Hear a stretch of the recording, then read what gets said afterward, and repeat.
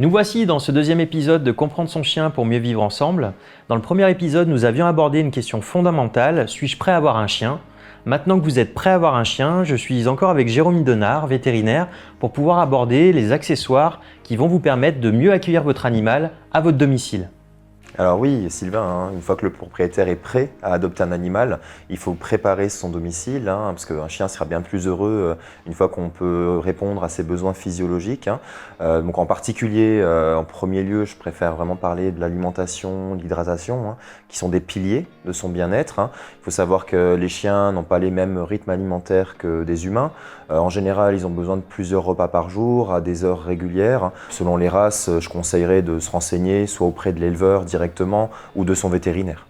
Alors pour aider justement à respecter le rythme alimentaire du chien, il y a des outils aujourd'hui qui existent, les distributeurs de nourriture qui peuvent être intéressants. Ça permet de rythmer les repas du chien, de donner la bonne quantité parce que si on donne trop, souvent le chien prend un petit peu d'embonpoint, donc il faut faire attention à ça. Il y en a même qui sont connectés avec des applications qui permettent à distance de gérer les repas de son chien et d'avoir toujours ce rythme qui est respecté. Ça c'est quelque chose de très important. Oui, en étant vétérinaire, je suis de plus en plus confronté à un problème de surpoids, aussi bien chez le chien que chez le chat. Et donc je recommande beaucoup ce système qui permet de rationner l'animal avec des repas à des heures régulières. Comme on parlait aussi d'hydratation, c'est très important aussi de pouvoir contrôler la quantité d'eau qu'un chien boit par jour. Il faut savoir que les chiens sont composés à 80% d'eau.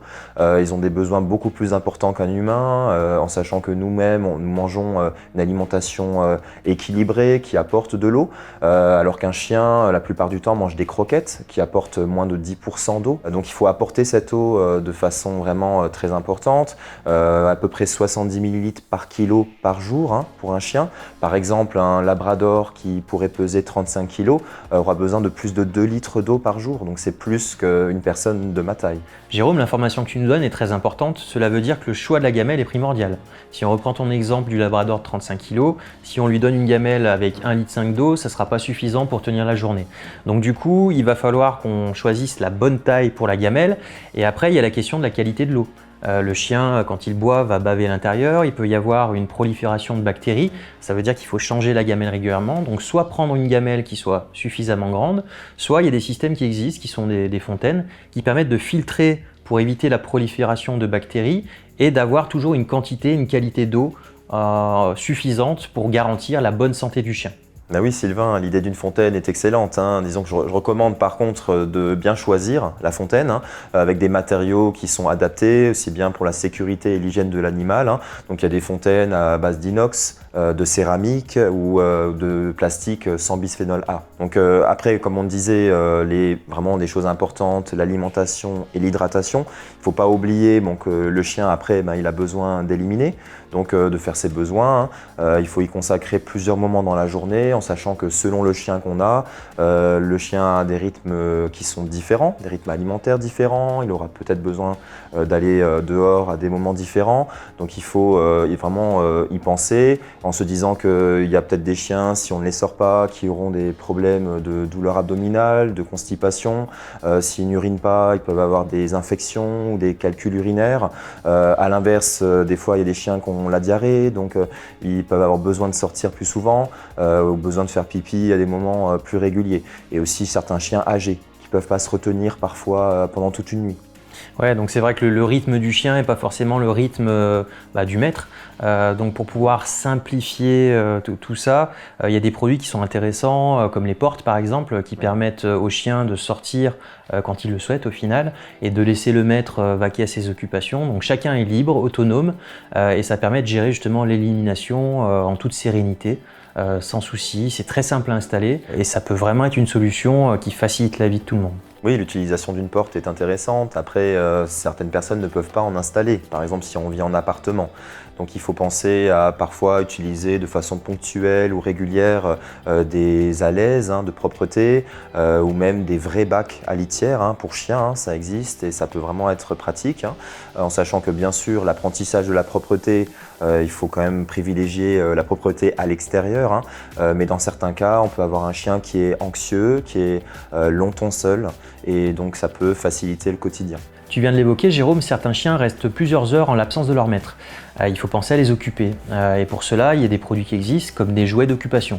Donc on en a là sur la table, notamment par exemple celui-ci, qui est intéressant parce qu'il va développer l'instinct naturel du chien à chercher de la nourriture.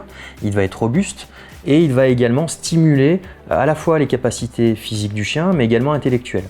Donc ça, c'est des jouets qui sont très simples d'utilisation et qui vont être très intéressants pour occuper le chien quand on est absent, mais également quand on est là. Et bien sûr, il faut l'occuper à la fois quand on est là et quand on est absent, en sachant qu'il faut des jouets de qualité suffisante, adaptés à la taille du chien et à la force de sa mastication, en sachant qu'après un chien, notamment s'il n'a pas de jouet, on imagine, il va trouver autre chose à mordiller. Ça peut être des chaussures, mais ça peut être un objet qui peut être dangereux vraiment pour lui. Il y a encore peu de temps, on m'a appelé pour une chienne qui avait avalé une pile, donc on imagine le risque pour cette chienne. Parfois, quand on ne peut pas complètement bien sécuriser, on peut même empêcher le chien d'aller dans une partie de la maison ou fermer avec un parc par exemple pour sécuriser une partie d'une pièce. Il faut effectivement sécuriser l'intérieur mais également l'extérieur. Si on a la chance d'avoir un jardin, ça peut être intéressant de trouver des systèmes qui permettent de sécuriser pour éviter un chien qui va dans la piscine ou le chien qui fait la sieste derrière les roues de la voiture et tous les risques qu'on peut avoir liés à la fugue. Pour ça, on a des clôtures invisibles qui permettent vraiment d'attribuer un espace de liberté en toute sécurité pour l'animal. Donc oui, c'est super si on peut laisser son chien en toute liberté dans un jardin sécurisé. Après qu'on ait un jardin ou pas, il faut savoir qu'un chien a quand même aussi besoin de promenades en extérieur, régulières, au moins 1 heure par jour.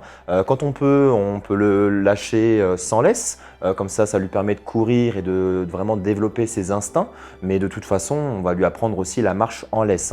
Ça s'apprend le plus tôt possible, ça fait partie des règles fondamentales, parce que c'est pas inné chez le chien. Pour lui apprendre ça plus facilement, je conseille l'utilisation de harnais anti-traction. Ça facilite déjà l'apprentissage pour le propriétaire et ça limite aussi les tensions pour l'animal. Tu disais que la promenade était un élément central, effectivement. C'est bien aussi pour développer l'activité physique du chien, de l'emmener avec nous quand on fait du sport. Il y a énormément de gens qui courent, pourquoi pas courir avec son chien. Il y a des harnais aujourd'hui qui existent pour ça, qui sont spécialement développés pour que le confort du chien soit assuré. C'est vraiment des choses qu'on peut intégrer dans notre vie, c'est-à-dire la promenade oui, mais la promenade en faisant du sport et en développant la complicité avec le chien, c'est génial, quoi. Donc c'est vraiment quelque chose à quoi on peut penser et il y a des accessoires qui sont vraiment faits pour ça. Oui, heureusement, il y a des matériels adaptés qui permettent de sortir le chien dans différentes situations en toute sécurité. Et quand on peut faire autant d'activités avec son chien, ça permet de développer ses expériences et de le sociabiliser au maximum. Ça, c'est conseillé de le faire dès le plus jeune âge, de l'emmener en forêt, au restaurant, en ville. Finalement, vous pouvez emmener votre chien partout avec vous. Et pour l'emmener avec vous, pensez à la question du transport. Il existe aujourd'hui des accessoires qui vous permettent de sécuriser votre animal très facilement. N'oubliez pas que votre animal est un passager à part entière du véhicule, donc il est très important de se poser cette question. Jérôme, je pense qu'on a abordé pas mal de questions importantes à se poser quand on accueille un nouvel animal dans son domicile. Merci pour ta participation. Merci de m'avoir invité. Et je vous encourage à voir notre prochain épisode sur la stratégie qu'on doit mettre en place autour de l'éducation de l'animal. Merci à vous.